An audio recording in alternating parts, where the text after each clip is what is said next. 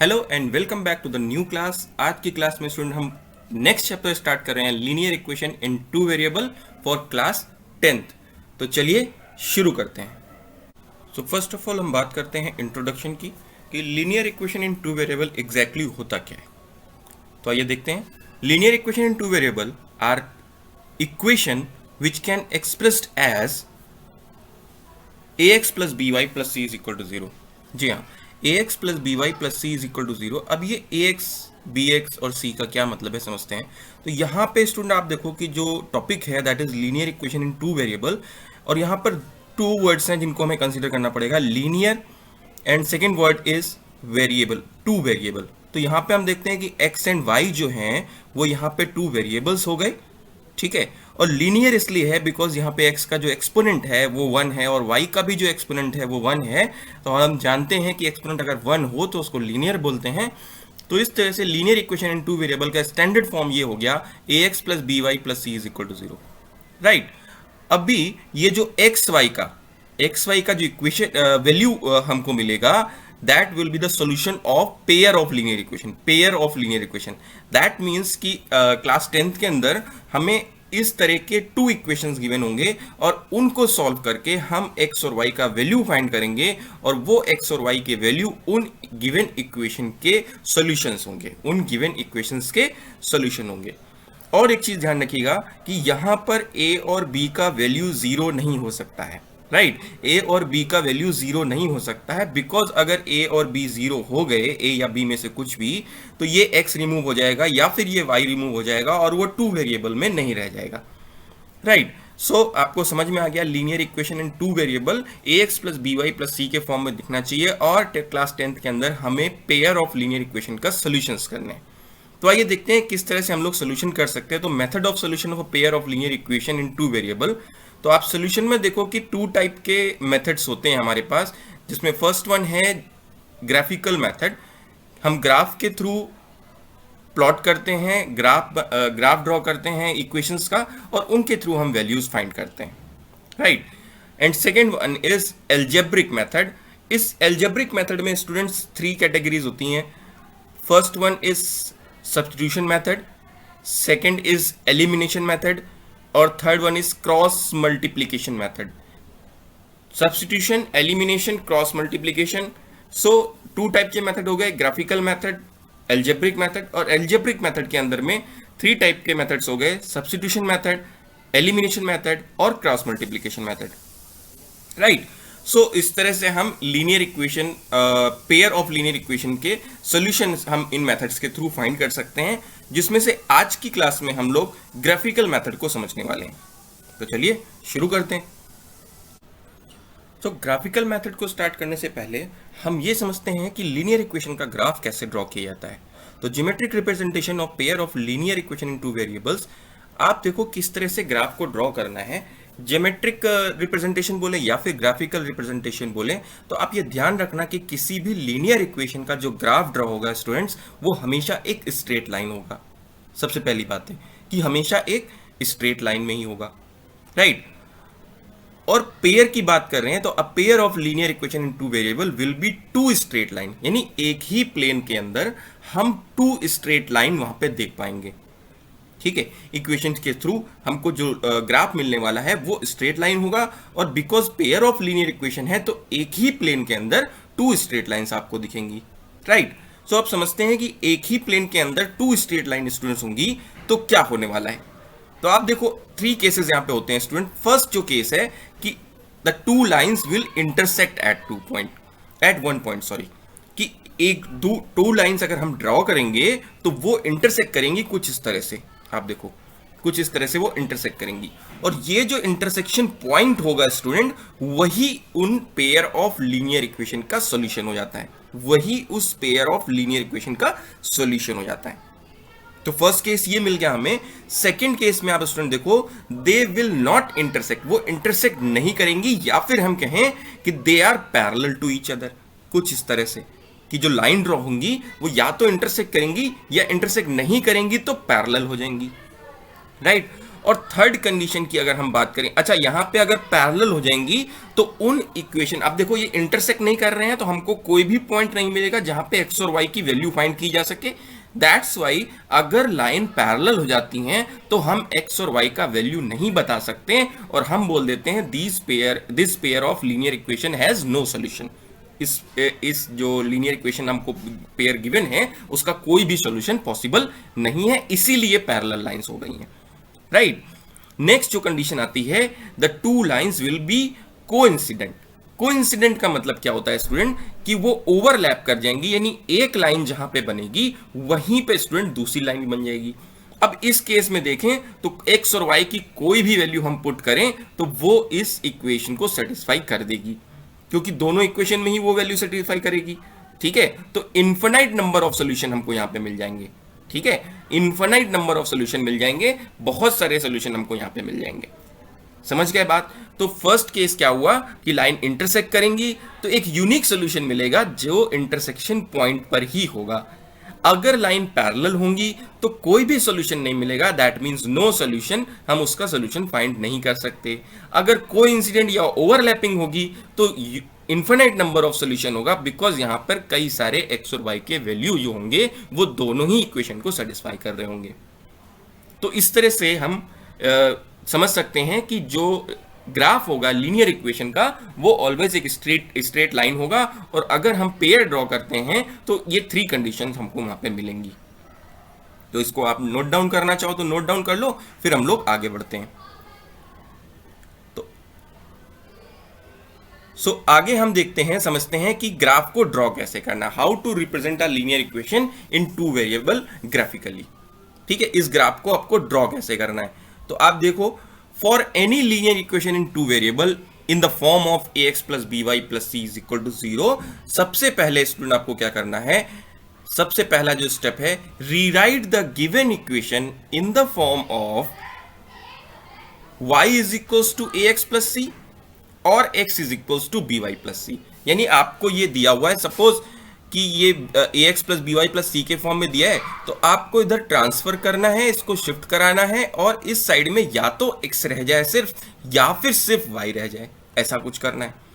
And then आपको student step 2 के अंदर क्या करना है कि अगर ये y is equal to ax plus सी के फॉर्म में है तो आपको x की वैल्यू स्टूडेंट अपने पास से सब्स्टिट्यूट करनी है, आप कोई भी वैल्यू ले सकते हो, ठीक है, और वो वैल्यू सब्स्टिट्यूट करके आप y का वैल्यू फाइंड कर सकते हो, ठीक है, उस वैल्यू को सब्स्टिट्यूट करके आप y का वैल्यू फाइंड कर सकते हो। या फिर स्टूडेंट आप y का वैल्यू इस फॉर्म में लेके आए हो कर, तो आप y का वैल्यू सब्स्टिट्यूट करो और आप x का वैल्यू फाइंड कर सकते हो, ठीक है। तो ये हो गया स्टेप नंबर 2। स्टेप नंबर 3 क्या कहता है कि जो वैल्यूज आपने पुट करी हैं उसके थ्रू आप कोऑर्डिनेट फाइंड कर लो, कोऑर्डिनेट फाइंड कर लो। सपोज मैंने यहाँ 1 पुट किया और 1 को पुट करके मुझे y का कोई वैल्यू मिला, तो 1 comma that value is coordinate, एक कोऑर्डिनेट हमें वहां पे मिल गया, ठीक है, और फिर हम उसे ग्राफ पे प्लॉट कर देते हैं। समझ में आई बात। तो ये 3 स्टेप को फॉलो करके हम किसी भी लीनियर इक्वेशन का ग्राफ प्लॉट कर सकते हैं। तो आइए एक एग्जाम्पल लेके इसको समझते हैं पहले, ठीक है भाई। प्लॉट करने के बाद आप उनको ज्वाइन कर दो सारे पॉइंट्स को, तो आपको एक स्ट्रेट लाइन मिल जाती है। तो आइए समझते हैं एक एग्जाम्पल के थ्रू। तो ये देखो, आप मेरे सामने एक इक्वेशन आ गया, 2x plus 3y is equals to 5, right. तो सबसे पहले अब मैं इसका सोल्यूशन देखो कैसे करूंगा। सबसे पहले मैंने लिख लिया एक equation 2x plus 3y is equal to 5। अब मैं फर्स्ट स्टेप करूंगा कि या तो y एक साइड रहना चाहिए या फिर सिर्फ x एक साइड रहना चाहिए। तो मैं क्या करने वाला हूं, मैंने y को यहाँ पे इस 2x को शिफ्ट करा दिया, तो मुझे मिल गया 3y is equal to 5 minus 2x। And then y का वैल्यू फाइंड करने के मैंने 3 को भी शिफ्ट करा दिया, तो ये डिवाइड में चला गया, तो 5 माइनस 2x बाई 3 मिल गया, राइट। तो ये फर्स्ट स्टेप मैंने कर लिया। अभी सेकंड स्टेप में मुझे x की वैल्यू को सब्स्टिट्यूट करना है। तो x की वैल्यू कुछ मैं इस तरह से टेबल बना लेता हूँ, सब्स्टिट्यूट करता हूँ यहाँ पे। तो यहाँ पर मैं जो वैल्यू लेने वाला हूँ वो वैल्यू लेने वाला हूँ 1। और स्टूडेंट ये भी मुझे ध्यान रखना है कि मैं वैल्यूज ऐसी सब्स्टिट्यूट करूँ कि y की जो वैल्यू है वो मुझे फ्रैक्शन में नहीं मिलनी चाहिए या फिर डेसिमल में नहीं मिलनी चाहिए। ऐसा मैं इसलिए कह रहा हूं ताकि आपको ग्राफ पे वो पॉइंट, वो कोऑर्डिनेट को प्लॉट करने में प्रॉब्लम नहीं हो। 1.13 आ गया तो उसको प्लॉट करने में प्रॉब्लम आएगी। ठीक है, तो वैसी कोई प्रॉब्लम ना हो तो उसके लिए हम ये लेके चलेंगे कि हमें जो y की वैल्यू मिले वो इंटीजर मिले, ठीक है, क्योंकि हमें अपने मन से ही सब्स्टिट्यूट करनी है, अपने पास से ही सब्स्टिट्यूट करनी है, तो हम क्वेश्चन को इजी लेके चलेंगे। तो मैं 1 सब्स्टिट्यूट करता हूं तो आप देखो मेरे को क्या मिलेगा, 2 1 जा 2 यानी -2 रह जाएगा, और 5 - 2 इज 3, 3/3 इज 1। तो इस तरह से मुझे मिल गया 1 और 1, यहाँ पे एक वैल्यू मिल गई। सेकेंड वैल्यू आप देखो कि जब आपने फर्स्ट वैल्यू फाइंड कर ली तो आप डिनोमिनेटर पर ध्यान दो कि डिनोमिनेटर क्या है, डिनोमिनेटर 3 है, तो आप +3 कर दो इस वैल्यू में, +3, तो +3 करता हूं तो 4 आएगा। उससे बेनिफिट क्या होगा कि आपको फ्रैक्शन वैल्यू फिर नहीं मिलेगी। तो आपने 4 कर दिया तो आप देखो यहाँ पे क्या हुआ, 4 2 जा 8 हो गया, 5 - 8 इज -3, तो आपको वैल्यू मिल गया -1। देख रहे हैं आप, इंटीजर मिल गया आपको, ठीक है। अब मैं क्या करूंगा, मैं 1 में जो 1 है इसमें माइनस कर देता हूँ 3, प्लस किया था अभी मैं माइनस कर देता हूँ 3 को, तो मुझे मिल जाएगा -2। अगर -2 सब्स्टिट्यूट करता हूँ तब भी मुझे फ्रैक्शनल वैल्यू नहीं मिलेगी। आप ध्यान दीजिएगा कि -2 इंटू -2 दैट इज +4, और 5 + 4 इज 9, एंड 9/3 इज 3। तो आप देख रहे हो, तो 3 वैल्यूज भी मैं फाइंड कर लेता हूँ तो सफिशियंट है मेरे लिए। तो मैंने 3 वैल्यूज इस तरह से x की वैल्यू को पुट किया और y की वैल्यू को फाइंड कर लिया। तो ये मेरा सेकंड स्टेप भी हो गया। थर्ड स्टेप क्या है स्टूडेंट, थर्ड स्टेप है फाइंड द कोऑर्डिनेट। तो मैंने कोऑर्डिनेट आप देखो किस तरह से फाइंड कर लिए। एक्स वाला आप कोऑर्डिनेट को जानते हो, 9th क्लास में आपने पढ़ा था कि x, y होता है कोऑर्डिनेट। तो आप देखो कि 1, 1 हो गया, 4, -1 हो गया, और -2, 3 हो गया, राइट। ये हो गया हमारा थर्ड स्टेप। अब थर्ड स्टेप में मैंने एक और चीज बताई थी कि आपको इनको प्लॉट करना है। तो आप देखो इस तरह का ग्राफ होगा आपके पास, ठीक है। आप इस तरह का ग्राफ लोगे और ग्राफ में आपने ये आपको पता है कि 1 2 3 4 कैसे किस तरह से लिखना है। ये एक्स एक्सिस हो गया और ये वाई एक्सिस हो गया, ठीक है। अब आप इसको कैसे प्लॉट करोगे, तो 1, 1 आप स्टूडेंट देखो 1, 1, तो एक्स पर भी 1 चाहिए और वाई पर भी 1 चाहिए, तो कुछ इस पॉइंट पे आएगा 1, 1। इस तरह से आपने एक डॉट लगा दिया, लिख दिया 1, 1। फिर आपको चाहिए स्टूडेंट 4, -1, तो आप देखो कि 4, -1 यहाँ कहीं आएगा, एक्स पे 4 चाहिए और y पे -1 चाहिए, तो हम इस लाइन पे कहीं पहुंचे, तो 4, -1 हो गया। नेक्स्ट स्टूडेंट आप देखो -2, 3 कहाँ पे आएगा, तो x पर -2 और y पर 3, तो यहाँ कहीं पे आने वाला है वो पॉइंट, राइट, -2, 3। तो इस तरह से मैंने तीनों कोऑर्डिनेट्स को यहाँ ग्राफ पे प्लॉट कर दिया। और लास्ट जो 4 स्टेप था हमारा, फोर्थ स्टेप ये कहता था कि इन सारे पॉइंट्स को आप ज्वाइन कर दीजिए। तो मैंने एक सिंपली इनको ज्वाइन कर दिया। तो आप देख रहे हो कि ये मुझे स्ट्रेट लाइन मिल गई है, ए बी एक मुझे स्ट्रेट लाइन मिल गई है। और ये किसको रिप्रेजेंट कर रही है स्टूडेंट, ये इस इक्वेशन को रिप्रेजेंट कर रही है 2x + 3y = 5 को। ये जो लाइन है ये 2x + 3y = 5 को रिप्रेजेंट कर रही है, राइट। सो इस तरह से स्टूडेंट हम किसी भी इक्वेशन का, लीनियर इक्वेशन का ग्राफ प्लॉट कर सकते हैं। ये समझना बहुत जरूरी है, ठीक है, क्योंकि ग्राफिकल मेथड में हमें करना क्या है, हमें ग्राफ ही प्लॉट करना है। और पेयर ऑफ लीनियर इक्वेशन होगा तो दोनों का ग्राफ हम एक ही के अंदर प्लॉट करेंगे। क्लियर, तो इसको भी आप समझ लीजिए, नोट कर लीजिए, और फिर मैं आगे बढ़ता हूं। आगे मैंने आपके लिए एक एग्जाम्पल लिया है जिसको हम पेयर ऑफ लीनियर इक्वेशन है, और इनके लिए हम एक्स और वाई का वैल्यू फाइंड करने वाले हैं, ठीक है। तो आपको समझ में आ गया कि ग्राफ कैसे प्लॉट करते हैं। तो हम 1 बाई 1 इक्वेशंस के ग्राफ प्लॉट करेंगे। तो आप देखो फर्स्ट इक्वेशन है 2x + 3y = 2। इसके लिए मैंने 3y = 2 - 2x कर दिया है, इसको इधर शिफ्ट कर दिया। फिर 3 को भी इधर मैंने शिफ्ट कर दिया, तो 2 - 2x/3 मिल गया। फिर मैंने इधर एक चार्ट लिया, x और y लिया, और इससे मैंने वैल्यू पुट किया। तो आप देखो यहाँ पे अगर मैं 1 पुट करता हूँ तो 2 हो जाएगा, 2 - 2 इज 0, तो 0/3 का वैल्यू कितना हो गया स्टूडेंट, 0 हो गया।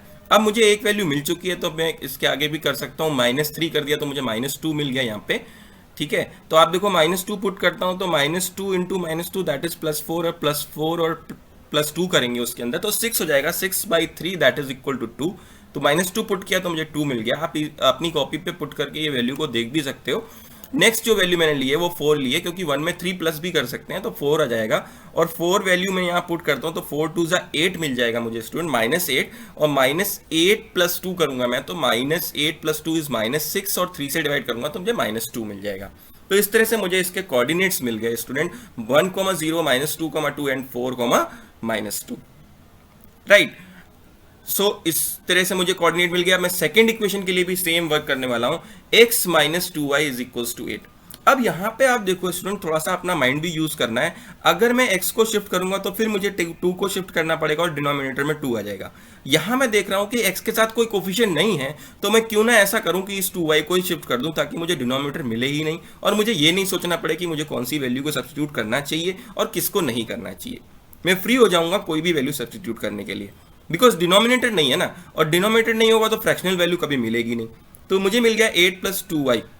अब मैं क्या करने वाला हूं, y की वैल्यू इस बार सब्सटीट्यूट करूंगा और x की वैल्यू को फाइंड करूंगा। ठीक है, तो y की वैल्यू आप देखो सब्सटीट्यूट करते हैं, तो 0 मैंने लिया, तो 0 लिया तो यहाँ पे ये पूरा 0 हो गया, तो आपको मिल गया 8। ठीक है, नेक्स्ट वैल्यू जो मैंने लिया वो -2 लिया, तो -2 पुट करूंगा तो -4 मिल जाएगा, और 8 - 4 दैट इज इक्वल टू 4। और नेक्स्ट वैल्यू मैं पुट करने वाला हूँ -4, तो मुझे -8 मिल जाएगा, और -8 की अगर मैं बात करूँ तो 8 - 8 दैट इज इक्वल टू 0। तो इस तरह से मुझे इस इक्वेशन से भी कोऑर्डिनेट मैंने फाइंड कर लिए, 3 कोऑर्डिनेट। ठीक है, अभी दोनों इक्वेशन के मुझे कोऑर्डिनेट मिल चुके हैं स्टूडेंट, दोनों इक्वेशन के कोऑर्डिनेट मिल चुके हैं। अब हमें इनका ग्राफ प्लॉट करना है। क्लियर? तो अभी मुझे इनका ग्राफ प्लॉट करना है और सेम ग्राफ में प्लॉट करना है, तो वो भी बहुत इजी टास्क है। आप देखो यहाँ पे मुझे कोऑर्डिनेट कुछ इस तरह से मिले हैं, 1, 0, -2, 2, 4, -2, 8, 0, 4, -2 और 0, 4। तो पहले मैं इस वाले इक्वेशन से जो मुझे कोऑर्डिनेट मिले उनको प्लॉट करूंगा, फिर मैं इनको प्लॉट करूंगा और दोनों को देखूंगा। तो ये आ गया आपका ग्राफ। अभी मुझे प्लॉट करना है 1, 0, तो 1, 0 आप देखो x एक्सिस पर ही होगा, बिकॉज y का वैल्यू 0 है, तो ये हो गया आपका 1, 0। नेक्स्ट आप देखो -2, 2, तो x पे -2 और y पर 2, तो यहाँ पे कहीं पे मिलने वाला है। नेक्स्ट आप देखो 4, -2, तो 4, -2 मुझे लगता है कि यहाँ कहीं मिलने वाला है, x पे 4 और y पर -2, तो यहाँ कहीं आपको 4, -2 मिलने वाला है, राइट। तो ये इक्वेशन के मैंने प्लॉट कर दिए, इनके कोऑर्डिनेट जो मैंने फाइंड किए थे, और उसके बाद मैंने सिंपली इनको एक लाइन से ज्वाइन कर दिया। तो ये जो लाइन है ये मुझे मिल गई फर्स्ट इक्वेशन की लाइन। अब मुझे सेकंड इक्वेशन के लिए देखना है, तो 8, 0 को देखूंगा, तो 8 किधर है, x एक्सिस पर 8 ये रहा, और 0 है तो इसी एक्सिस पर रहने वाला है वो पॉइंट 8, 0। Next point is 4, -2। आप देखो 4, -2 पहले से ही प्लॉटेड है, तो ये यही पॉइंट रहने वाला है। और नेक्स्ट जो पॉइंट है 0, -4, तो y पर -4 है और इस बार x पे 0 है, तो वो y एक्सिस पे ही रहने वाला है यहाँ कहीं, राइट। अब मैं क्या करने वाला हूँ, इससे भी स्ट्रेट लाइन से ज्वाइन कर देने वाला हूँ। ठीक है, तो आप देख पा रहे हो कि जो मुझे ग्राफ मिला है, जो पेयर ऑफ लीनियर इक्वेशन का जो ग्राफ मिला है, वो किस फॉर्म में मिला है, केस 1 के फॉर्म में मिला है। इंटरसेक्टिंग लाइंस मिली है, इंटरसेक्टिंग लाइंस। और कहाँ पर ये स्टूडेंट इंटरसेक्ट कर रहा है, आप देख पा रहे होगे, ये इस पॉइंट पे इंटरसेक्ट कर रहा है, ये इस पॉइंट पे इंटरसेक्ट कर रहा है। और पहले ही मैंने आपको बता रखा है कि जिस भी पॉइंट पे इंटरसेक्ट करेगा स्टूडेंट, वो पॉइंट ही हमारा सॉल्यूशन हो जाएगा। तो ये पॉइंट है 4, -2, तो इस तरह से मैं कह सकता हूँ कि x का जो वैल्यू है वो 4 होना चाहिए और y का जो वैल्यू है वो -2 होना चाहिए। तो देखा आपने कितना इजी था ये graphical method. Pair of linear equation को सॉल्व करने के लिए यूज किया जाएगा। आपको 2 इक्वेशंस गिवन होंगी, एक इक्वेशन का आपको ग्राफ ड्रॉ करना है, और ग्राफ ड्रॉ करने के बाद अगर वो इंटरसेक्ट करता है, तो जिस पॉइंट पे वो इंटरसेक्ट कर रहा है वो आपका सॉल्यूशन हो जाएगा। अगर वो पैरेलल आ जाता है तो आपको नो सॉल्यूशन में आंसर करना है, और अगर वो ओवरलैपिंग की कंडीशन में चला जाता है स्टूडेंट, तो आपको करना है इनफाइनाइट मेनी सॉल्यूशन, तो बहुत सारे सॉल्यूशन। एक ही केस में आपको आंसर लिख पाओगे अगर वो इंटरसेक्ट करता है, तो उसी केस में आप स्टूडेंट इसका आंसर कर सकते हो। तो ये था आपका ग्राफिकल मेथड आज की क्लास के लिए। आप अपने बुक से क्वेश्चन से पेयर ऑफ लीनियर इक्वेशन को पिक करिए और उनको ग्राफ ड्रॉ करके सॉल्व करने का ट्राई करिए और आंसर्स को चेक करिए। ठीक है, तो आपको पहला मेथड की प्रैक्टिस कर लेनी चाहिए और उसको आप कर लीजिए, और फिर हम लोग नेक्स्ट क्लास में मिलेंगे और बाकी के जो मेथड हमारे बचे हुए हैं उनको हम लोग पढ़ेंगे। So that is all for the day. Thank you.